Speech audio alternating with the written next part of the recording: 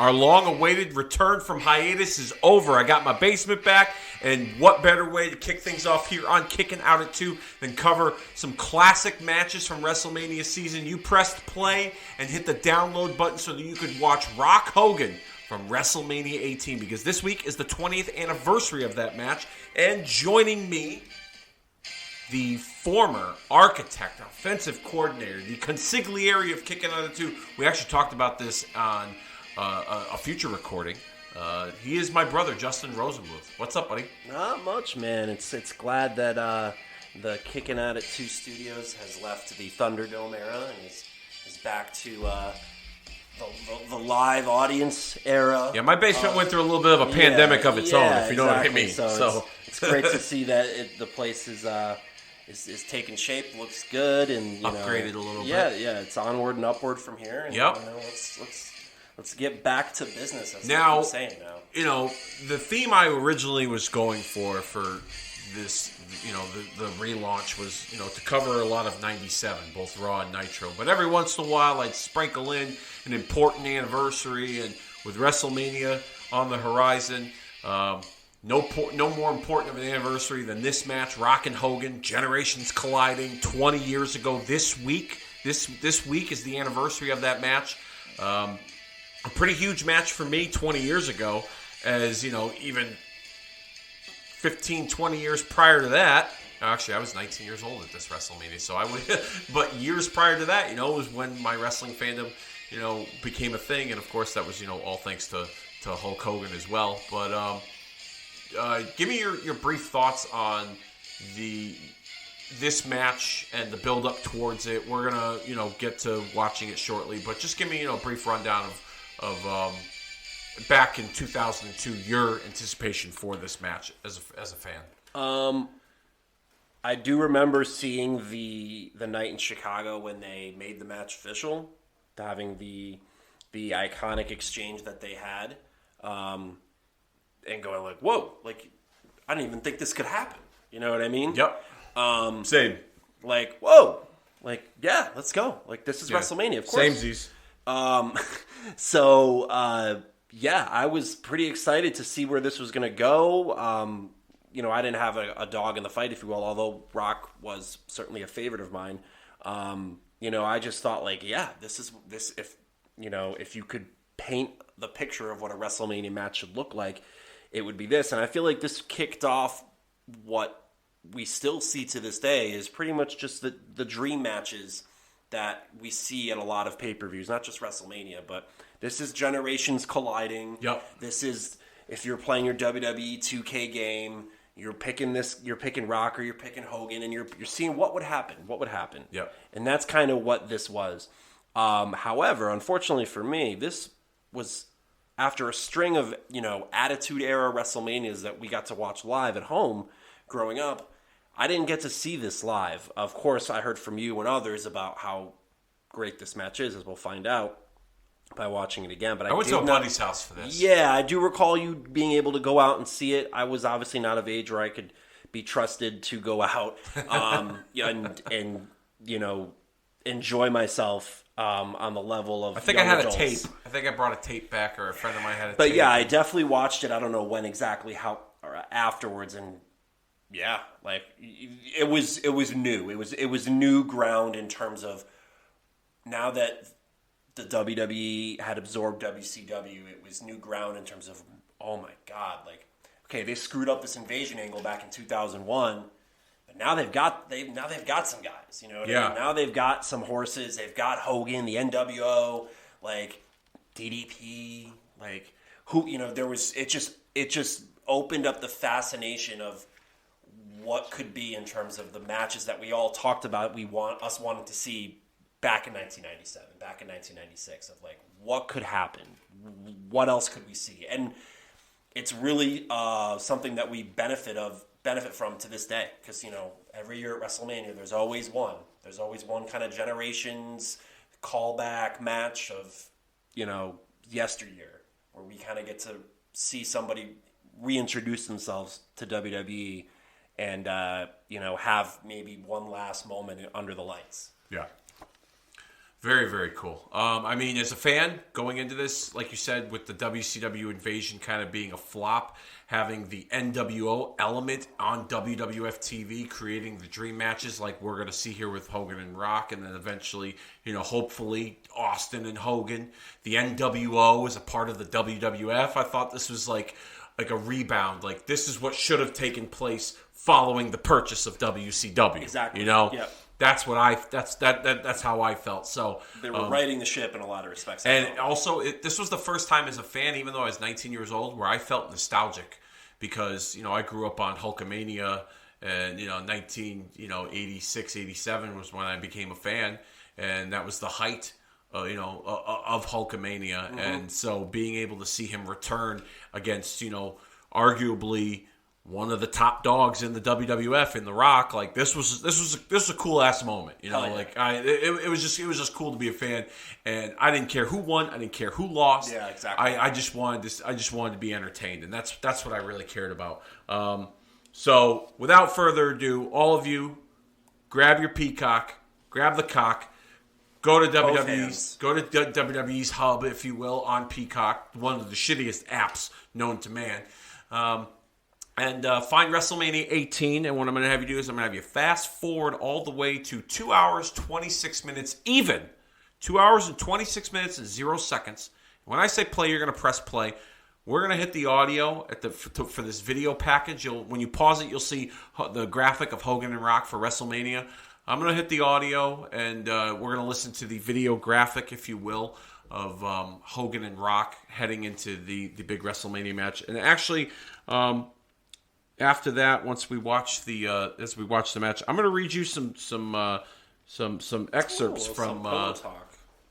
I'm sorry, some pillow talk. Some pillow talk. Yeah, some kicking out of two pillow talk. It's a chapter in Hulk Hogan's autobiography, covering the events that led up to this match the weekend of, where we almost didn't see Hollywood Hulk Hogan. We almost saw red and yellow Hulk Hogan against The Rock at this WrestleMania. Right, so I'm going to read some of those excerpts from the chapter, and we'll discuss as we watch this classic. So grab your Peacock, WWE Hub, search WrestleMania 18, fast forward all the way to 2 hours and 26 minutes, pause it, and then when I say play, I'll give you a countdown. I'll hit play. And you hit play as well. The audio will be on for a little bit. And then, we'll be off to the races, if you will. So without further ado, our return here on Kicking Out at 2. We present to you Rock, Hollywood Hogan, WrestleMania 18, 20th Anniversary Watch Party in 5, 4, 3, 2, 1, hit play.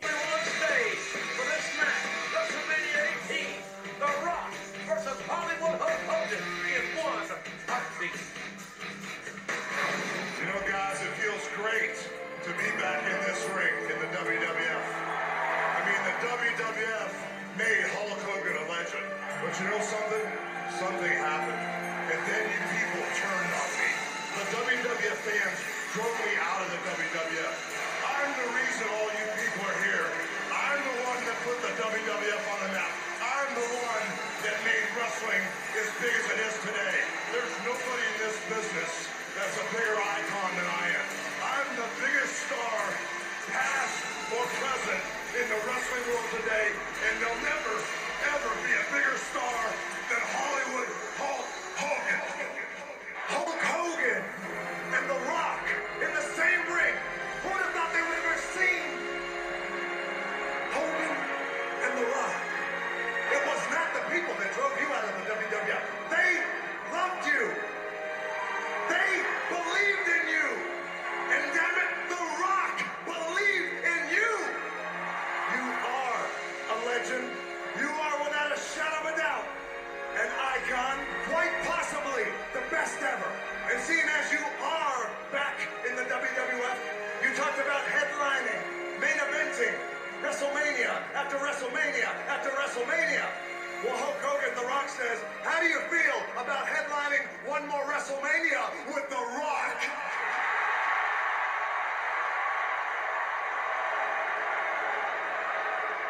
Yes. It'll be a pleasure to kick your ass at WrestleMania. By the way, Rock, good luck, because you're gonna need it. Not as much as you, brother. Oh, brother! The Rock just grilled Hollywood Hogan! Oh, brother! The immortal Hulk Hogan versus The Rock at WrestleMania as The Rock bows down to Hollywood Hulk Hogan. You're pitiful, Rock. After I beat you, Rock, you're gonna realize that you're ordinary. You're common. All these millions and millions of fans who were my fans first are gonna see me kick your candy ass at 100% of WrestleMania. See, Hogan, you can beat The Rock in a tag. You can take a hammer to the back of The Rock's head. You can try to end my career. But the fact remains is there is no way that he's not gonna walk into WrestleMania, the biggest match ever. Whoop your candy ass. 1, 2, 3. A match for the ages. The Rock and Hogan at WrestleMania. 1-on-1. A match that the world thought would never ever happen. Hollywood Hulk Hogan. He will make his 10th appearance in WrestleMania. His first in 9 years. And the challenge for Hulk Hogan is the future of the World Wrestling Federation. The Rock. Wrestling's past. Wrestling's future. This is WrestleMania, baby. Another great video package hyping up this battle of generations, if you will. As we see the black and white effects of the NWO and Hollywood Hogan making his entrance. Maybe we should just play the audio for this entrance, because this is a pretty cool entrance.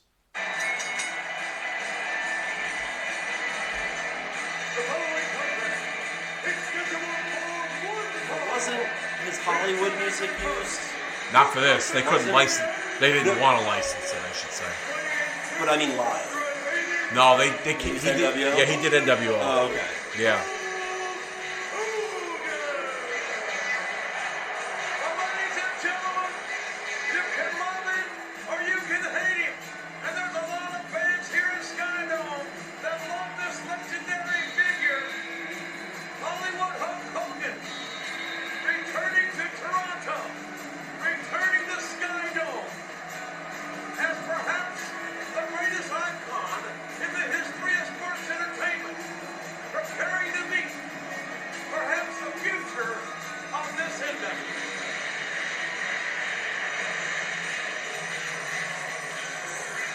This is so special, JR. This is so unique. I mean, this truly is a dream match. We talk in the world of sports about what would happen if Mike Tyson had the opportunity to fight Muhammad Ali, or Babe Ruth went up against Barry Bonds. But we're going to actually get to witness it here tonight. We're going to get to see it. The Rock and the immortal Hulk Hogan. In its history, WrestleMania, over 500,000 fans have seen WrestleMania in the last 17 years. Big response for Hogan, as expected, returning to WrestleMania for the first time in over 9 years. Let me read you a little bit of an excerpt from the chapter. So Vince and I talked Saturday morning and went over our options. One thing we decided was to turn me back into a babyface. If the fans want to love you, Vince said, we can't fight it. We've just got to go with it. We also reopened the question of whether I should win the match or go ahead and lose it as planned. Then we battered around the idea of maybe resurrecting the red and yellow from my good guy days. By Saturday afternoon, we had decided everything except what I should wear. NWO black? Hulkamania red and yellow? Vince said he wanted to think about it. Finally, around 5 o'clock in the afternoon, as I was starting to look forward to a good night's sleep before the match on Sunday, Vince got me on the phone. Monster, he said. What's up, brother? Monster, we need the red and yellow. Well, the only place I knew of where I could get the stuff on short notice was my basement down in Clearwater, Florida. But I couldn't trust anybody else to find it. It was like King Solomon's mine down there. We would have needed to hire an archaeologist to dig that stuff up. But Vince was serious about me wearing my old colors, so I got on a plane late Saturday afternoon, flew back down to Clearwater. As soon as I got home, I went straight to the basement, got a bunch of my red and yellow stuff. Then I went back to the airport, hopped back on the plane. I got back to Toronto on Sunday at 2:30 in the morning. I was tired and cranky, but there was still time for me to get a decent night's sleep. A whole 4 hours, maybe. Anyway, that's what I was thinking as I walked into my suite in the hotel. So that's interesting that that Vince had Hogan go back home that weekend to grab the red and yellow because they were contemplating him coming out wearing red and yellow. I wonder how they would have executed that on such short notice. Because he was NWO and he was technically a heel. Like, how could you have facilitated something so soon? I think they would have just accepted it, but given what's, as you can see, is transpiring. And we're going to get into a second where we're going to find another moment that is in WWE lore that's been, I think, forced in other scenarios. You know, they're giving. This was organic. This was completely organic. Yeah, the two of them facing off. The stare down, but the stare down, but also like they're looking around, realizing what they're involved in. Yep. It's going to come up in a second here, and to me, this is it's what WWE does, and nobody on the planet does it better than this when it gets done right here. Yep. They both look around, yeah. These guys, and look at these two guys, two global figures, especially even at this time. Yep. They could be anywhere on the planet. Even at this time, they could be anywhere in the world doing anything they want for anyone they want. And they're in the middle of that, and they're in awe. Yeah. And yeah, that's pretty cool. You can't write that, man. That's pretty cool. And the crowd was such an important part of that match. It's funny in the video package that Michael Cole had labeled The Rock the future of the WWF. He was pretty much the present at that point. He was pretty much on the way out. And he was on the way out. Yeah, he was on the way out after that. He was like Hogan WrestleMania 9 right here in all respects. But I think it's just, you know, I think it would have probably sped up what we ended up seeing unfold in this match. And no one would have cared at the logistics of it or the lack thereof. They would have just fell in love with it for what it was, because that's what we wanted. We wanted Hulk Hogan in red and yellow, or, you know, the audience did at least. It would have been cool. I'm glad they did what they did, because it made it that much more organic. Yeah. That I'll say that, and they pulled back on that shot to see the reaction of the crowd. But as they're pulling back, if you notice, there was fans in those floor seats that were jumping up and down. Yep. I've been in that scenario in a few instances. Yep. Yeah, if you could bottle that up, that feeling, you could be a fucking millionaire. Oh yeah. Because it's the real deal at that point. But yeah, this is magical stuff all the way around. Oh yeah, 100%. You know what's interesting about that that shot there with the audience and just them, you know, jumping up and down and like losing their mind. I've heard stories from guys in the industry, you know, interviews I've read, and podcasts I've listened to, where, you know, there's been a lot of guys that have actually, during this match, they left the locker room to go actually watch this in the crowd. Bruce Pritchard has said that on a number of occasions. Shane Helms once told me that he watched this match in the crowd. A lot of guys left the locker room to sneak into the bowels of the exit ways, or, you know, a little nook and cranny, or, you know, peek behind the curtain to actually watch this match and feel it with the audience. And that's a big deal if you got guys, you know, who are in the industry who you know, it sure as shit is. And you know the magic. Now that you mentioned that, I'll bring it up, and this does relate to Hogan. I've told you this story before. WrestleMania 31, Sting versus Triple H, where me and Daryl were sitting watching that match. We were sitting right by the landings part of where, like, the stairs up from the concourse. Yep. In Levi Stadium there, and a lot of NXT talent came to walk up to that part of the stadium and just kind of sit there and enjoy the matches. And they came in rotation, but a bigger crowd turned out for Sting versus Triple H. And in that match, of course, for those who remember it, DX came in to save Triple H a little bit, and the crowd went nuts, of course. Like, holy shit, a great WrestleMania surprise, a cool WrestleMania moment. Mm-hmm. And then, of course, a few minutes later, the NWO showed up. The traditional Hogan, Hall, Nash, and the place exploded. And the coolest part about that, probably my favorite part about being at that WrestleMania, was seeing those wrestlers. I think Riddick Moss, Madcap Moss, I guess we should say. Alexa Bliss, I think, was there. JoJo. A few people that, I think there was a few others too that. I remember you saying you saw like Bailey and Sasha.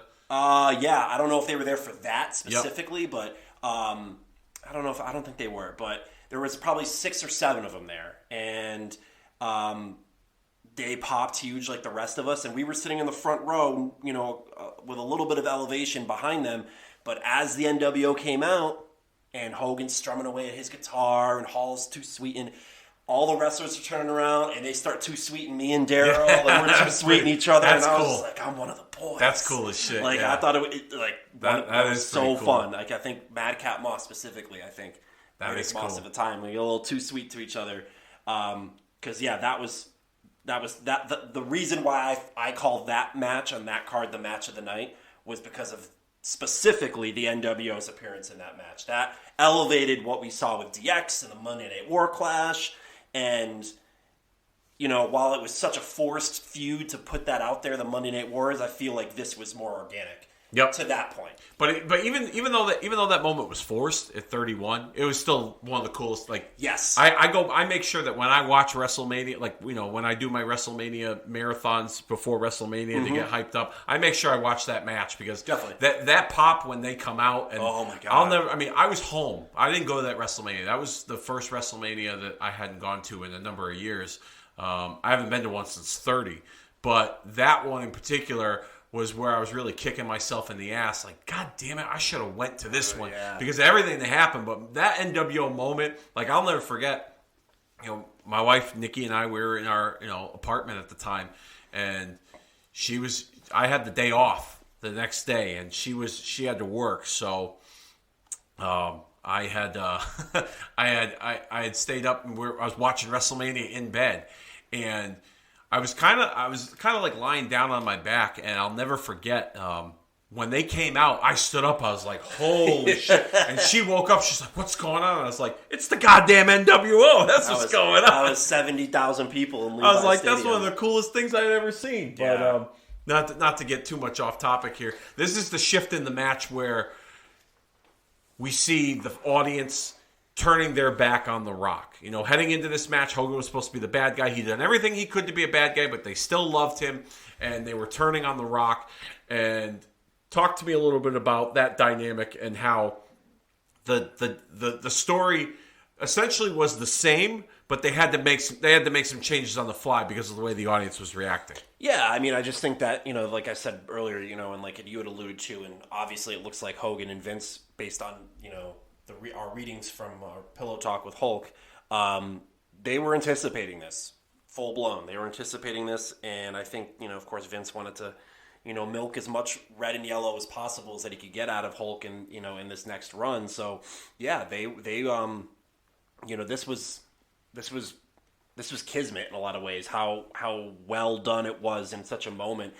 I do think this match is The Rock's finest hour for exactly what took place. He had to make that adjustment on the fly. He had to be able to do it in such seamless way, and he did. You know what I mean? Yeah. Such a global superstar, beloved in his own right.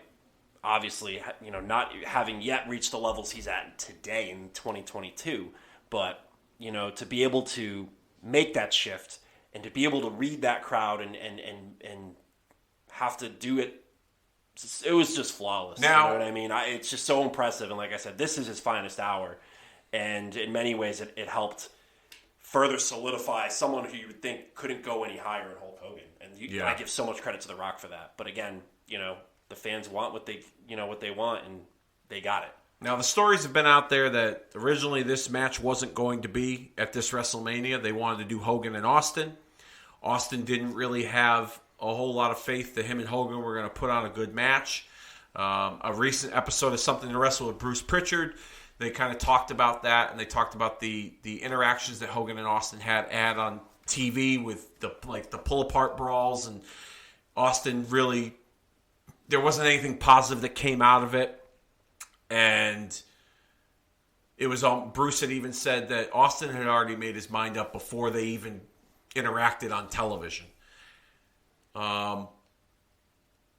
How do you think a Hogan-Austin match at this WrestleMania would have played out? I think the only way it could with Austin being so popular, and then Hogan's popularity on the rise, so it's not to cut you off, you take that into account too as well. What kind of scenario, what kind of dynamic would we have seen? Could we have seen? I think the two likely scenarios would be you would have just seen the popularity of both Hogan and Austin kind of cancel each other out. It would have been a cool moment, no doubt. Yeah. On the other side, the momentum Hogan was gaining, may have continued in the way that it did in this match with The Rock, but I don't know if Austin, for as great as he is, and in my opinion, the greatest of all time in WWE, I don't know if Austin would have been able to flip the switch as flawlessly as The Rock did in terms of being able to turn heel. Now, having said that, that doesn't take anything away from Austin's work as a heel. I just don't think it, given the dynamic of Austin's character, I should say, it would have happened so flawlessly without Austin having to have projected earlier. I agree with you there. I think something that I don't think fans would have accepted it for the same reason they didn't accept it the year prior. Well, that's where I was getting to. I'm sorry. Okay. No, don't apologize. They would have tried. That's where I was getting to. I don't think it would have done really well because they tried it a year ago and the audience wasn't receptive to it. Yeah, so it would have been a lot of good stuff, but I don't know if it would have been. I don't know. I feel like it would have just been two positives coming in there without two positive charges that wouldn't have really gone anywhere. So yeah, to Austin's point, the chemistry that Austin probably felt he didn't have, I think, would have shown in that way. Against what was a heel guy. And I think that's the only way it could have worked anyway. So, yeah, I think that the right call was made. Yeah, I do agree there.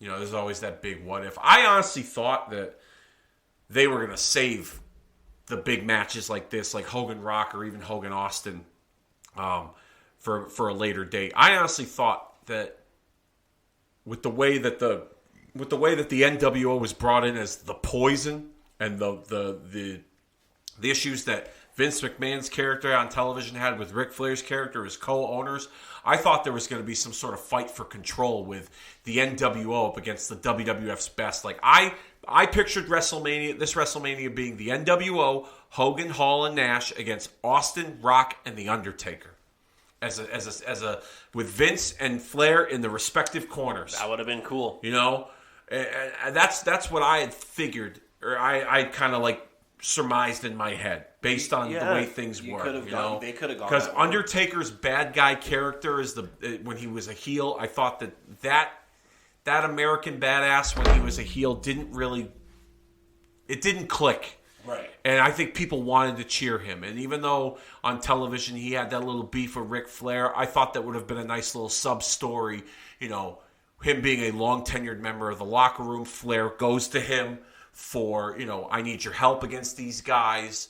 Can you put your differences aside with me? Can you put your differences aside with Rock? Maybe it sets something up down the road if they wanted to keep Undertaker as a bad guy. But I just thought that the WrestleMania landscape would have seen the NWO as a unit against the WWF's best in Austin, Hogan, and Rock.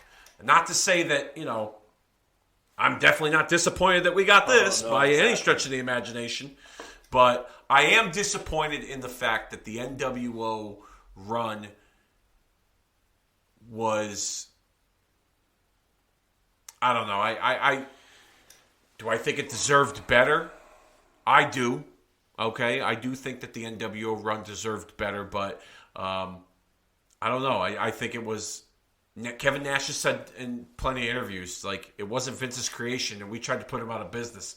What did you expect? We were definitely all going to be doing the job. Yeah, I feel like in a lot of ways too, it had reached its ceiling. It didn't have a huge shelf life anyways. So this was kind of the peak here, in terms of what happens here and the fallout of this. Yeah. So to me, I wasn't terribly disappointed, and I think I remember Shawn Michaels joining the NWO and Booker T and being like, "What the fuck is this?" Yeah, by that point, yeah, you know what I mean? By that point, it was that. It's It's like the Nash got hurt. Yeah. They fired Hall after the plane ride from hell. So like, all what that was is left it was they throw the Big Show in there and X-Pac. Yeah, like it was. By that point, I was like, forget it. Yeah, like, it was like the fucking the Four Horsemen with Paul Roma. You know what I mean? Like, yeah.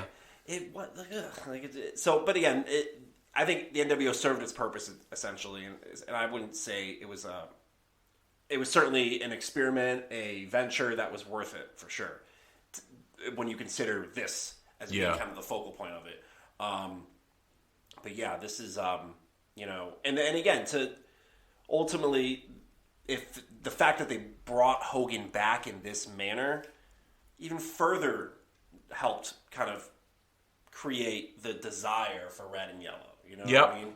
And that's why I like that they didn't bring red and yellow back, and that they kind of changed their minds. After Hulk had made the trip back down to Florida to get his gear, like this was the right way to go all around. It would have been too, in retrospect, it would have been too cold. It would have been too cold if he came out as a good guy all of a sudden. Yeah. You know what I mean? Again, I think the audience would have accepted it. Yeah. Logic would have been thrown out the window. Yeah. And we would have been okay with it. Here's the Hulk comeback. Let's play the audio for this.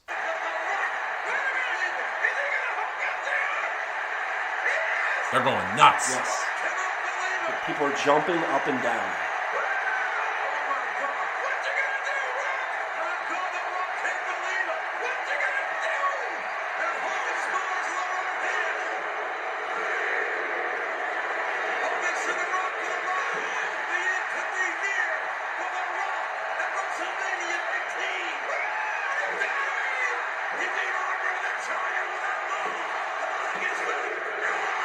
Right here when he turns around to the camera. Yeah.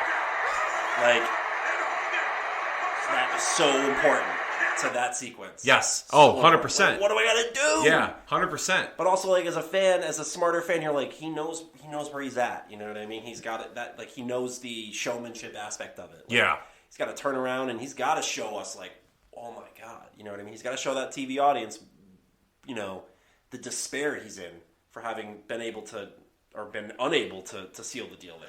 I remember being at my buddy Ken's house, guy I used to work with, and watching this match and like the crowd being pumped up and Hogan doing the leg drop and everything that embodied this match, and that was where I was like, I feel like I'm 7 years old again. Like this was like it was such a cool. It was just such a cool match to watch and be a part of as a fan. Not that I was there, but watching it at home, I was like, you could feel that audience. You could feel the energy from that audience. It was just, it was such a great moment, and it made my, because at the time going into this WrestleMania after the sale of WCW. My thoughts on the WWF weren't as glaring as they used to be as we get to the finish here with the People's Elbow and the win for The Rock. And then, of course, they pop after he wins, right? They go nuts that he just won. But you know what? That's great. But that's a great... there's nothing wrong with that. That's the whole experience. Yeah. You know what I mean? No, 100%. Yeah, it's like the audience themselves, like, kind of taking off the shades, breaking character a little bit, and going, you know what? That was fucking cool. That's what that was. I don't think they were necessarily happy that The Rock won. They were just happy at what they just saw. Yeah, they were like, "Oh my God, that was such cool. That was so cool to be a part of." Because again, this was new. This stuff was new for WWE. Yep. There wasn't nostalgia, like you said. They would bring out Old Man Jimmy Snuka and Pat Patterson. And they wait for the crowd at the end of it. Yeah, they would be, all through the mid-90s, like, Bob Backlund, all legends in their own right, and I love that stuff. Don't get me wrong, especially as I've gotten older, I've grown to appreciate so much of that time frame that I wasn't alive for. Yeah, but it was done in a way that you were like, man, that guy's in a wheelchair. Like, look at Mad Dog Vachon. Yep. Look at this guy. Man, there wasn't the possibility that those guys were wrestling. They were treated like, as the veterans of a war, if you will. Yeah. Which was, again, they deserve the acclaim, right? But here it was like, now I can see this stuff year after year in different ways, in different versions. This was a Pandora's box for the company that we're, like I said, we're still reaping the benefits of to this day. The Rock returned in the same fashion to do the honors with John Cena. Does he return again? That remains to be seen. Yeah. Edge has made a resurgence. You can kind of put Brock Lesnar in that category too, in some respects. The Undertaker in his later years. Yep. The list goes on and on of people that they've Goldberg. But it all started here. Yeah. It wasn't. Yeah. Just, no, you're right. I mean? Everything was you're current. right. Everything was current up until this point. Yeah. So WWE realized the equity they had as you're a right. brand, and they decided after this to go. We can do something with this. We can call back. We can make these callbacks, and we can reward the audience and thank them and give and connect generations. Yep. Dad to son, mother to daughter, however you want to put it, because the younger generation followed The Rock, the older followed Hogan, and it's all about the shared See, look at Mike experience. Chioda. He's crying. Yeah, it's important.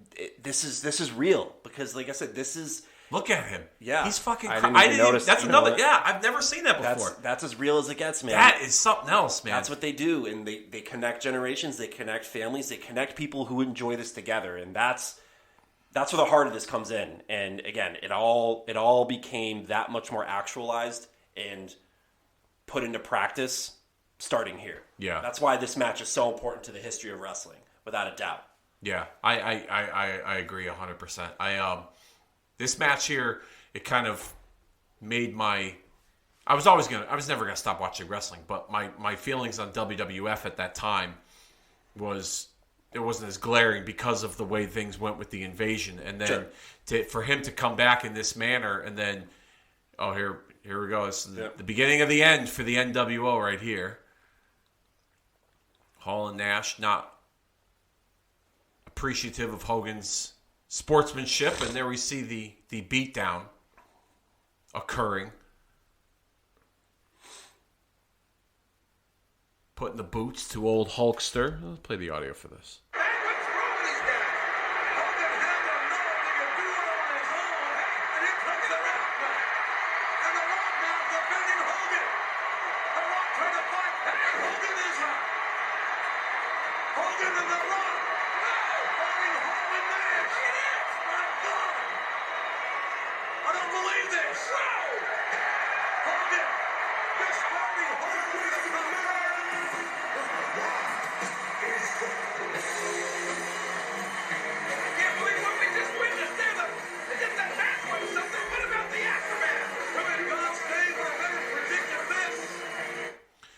And to put an end to my point about this time period with Hogan, I went and saw Monday Night Raw and SmackDown back to back when they came to Connecticut. Raw was in Hartford. It was the night that Hogan was on Undertaker's motorcycle and it stalled out. Yep. And then they were in Bridgeport the next night for SmackDown. Hogan was the champ. Yep. And he wore the red and yellow, and he was using the Jimi Hendrix song. Yep. They had licensed the Jimi Hendrix song. And I'll never forget. The Raw episode wasn't really as important, but the SmackDown episode I went to, which I'll probably want to do a watch along of it because it was a lot of fun. The main event was Hogan and Edge versus Kurt Angle and Chris Jericho, and it was in the Harbor Yard Arena in Bridgeport, and that's a small venue. But I was just so enthralled and so caught up in the moment of just Hogan being there as the champion. Like I never thought I would see it again. Because I grew up watching Hogan, and he went to WCW, and everything that transpired with that, and then him coming back. I was like, I can't believe I'm witnessing this. And that building is so small, but it was so loud for him. It was so loud. I had not heard it. You expect that when you go to a stadium, but that kind of reaction that and TV won't do it justice. But being there live, I'll never forget just how loud it was. And then, years later, you and I at WrestleMania 30. With the Open, and I've said it before and I will say it again, the Open with Hogan, Austin, and Rock was the greatest wrestling moment I ever witnessed live. Austin, I remember that. The greatest wrestling moment I ever witnessed live. To see those three just toast WrestleMania, acknowledge each other's accomplishments, and kind of like, in a way, pass the torch. It was just... To the next generation, the next decade of WrestleMania. It was so freaking cool. Yeah, and I will say too, and again, I don't know, audibly they don't play Hogan's music here, right? No, they American? don't. No, that's about the only thing this was missing. Yeah, a Hogan must pose, classic WrestleMania. Yep. Would have been great here. But to go back to your point about WrestleMania 30 and obviously the interactions with Hogan, Rock, and Austin. I like Hogan's a good punching bag for a lot of us. But you certainly can't ignore his contributions to the business. Oh, 100%. Hulk Hogan main evented 8 of the first 9 WrestleManias. That to me isn't a. He didn't main event 4. Yeah, 8 of the first 9. Oh, okay. Oh, all right. Right. Oh, He main evented 4. technically, yeah. I forgot about 9. He main evented 8 of the first 9 WrestleManias, and that is an accomplishment that I don't think gets we'll ever enough. see that again. Well, no, I'll get to that in a second, but I don't think that is an accomplishment that gets enough acclaim. To me, that is almost on the same level as the streak. We're talking about, to me, that's Tom Brady winning 7 Super Bowls. Hulk Hogan main eventing WrestleMania. You're at the top of the business. Yeah. And he did that 8 of 9 years. Yep. That is a huge deal. Like I said, that to me is the same. That should be on the same level as the Undertaker streak. Now, do I think that will be matched? I think Roman Reigns has a good chance of matching that. Especially in the consecutive nature Roman Reigns has done it. 31, 32, 33, 34, 37. He's going to do it again this year, 38. Maybe 39 if 39 with The Rock. Hooks it up with Rock. He will be getting very close to that if he continues on the path that he's on. But again, even if he does eclipse Hogan, match Hogan, again, how important was Hulk Hogan to the beginnings of WrestleMania? That, huge. Again, to main event 8 of the first 9. Huge. What happened with WrestleMania afterwards, with some slumps along the way before we got back to 18 and the Attitude Era and things of that nature, having Hogan not there was a glaring omission, a glaring hole. Him being gone and him not being a part of WrestleMania and the WWF was noticeable. Yeah. And obviously guys like Hogan and The Rock came in and not only made those recoveries, but obviously took it further than Hogan maybe ever did. But at the same time, you cannot ignore what Hulk Hogan, and again, the torch passing moment there, you cannot ignore what Hulk Hogan means to WrestleMania. And again, like I said, to main event 8 WrestleManias of the first 9, no less, is, like I said, that is big time. That to me is like, that's huge. Oh, it's huge. I don't have words for that. Yeah, That's how much I hold that in high regard. Oh, yeah. It's a big deal. And that's what helps make this story that we just watched unfold so much more genuine. Yep. Is you took Hogan's accomplishments, Hogan's legendary status, and you took alongside The Rock's even at that point, and let art. You just let it unfold. Yes. There's no way of. Yeah. You have to let it unfold. Yeah, it's like coaching athletes that are just. What am I going to tell that guy? Yeah. Who can throw a football at such a great skill. I'm just there to witness the greatness. Yeah, I'm just there to witness it and tell him you did a good job. Yeah. Give him a little pat on the helmet. Same here. I don't need to tell them how to write this stuff. No. No, they did it on their own. Yeah, and then the audience participated. Is perfect. It was, like I said, this is WWE lore at its finest. I saw a picture recently on social media. It was actually before. It's funny. I want to say, I forget who put it out. Some media company put it out, and it was a picture of the face-off with Hogan and Rock, but with the Thunderdome setting behind it, with like the screens, and imagining that moment in the pandemic Thunderdome era of WWE. That would have been tragic. I mean, tragic. When I looked at it, I was like, that should almost be unheard of.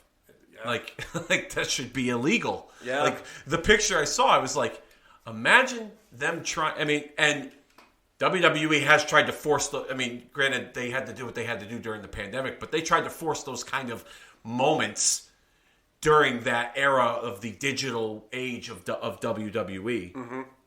So. Yeah, we can only be so grateful that we didn't have to, that we were able to see this before such such a advancement in modern technology could be bestowed upon us, because, like I said, there was nothing. This could have happened while being at WrestleMania was important.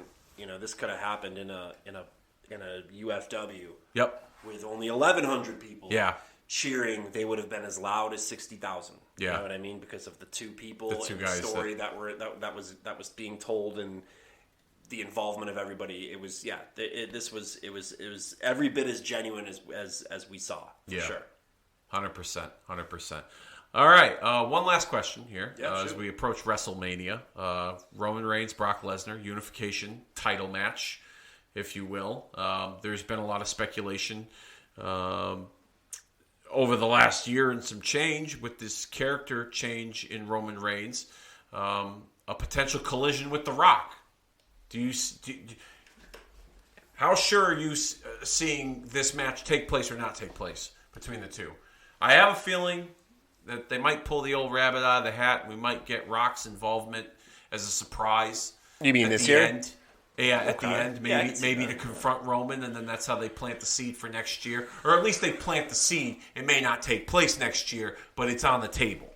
Yeah, I think that's it's going to be in LA next year, they're saying, right?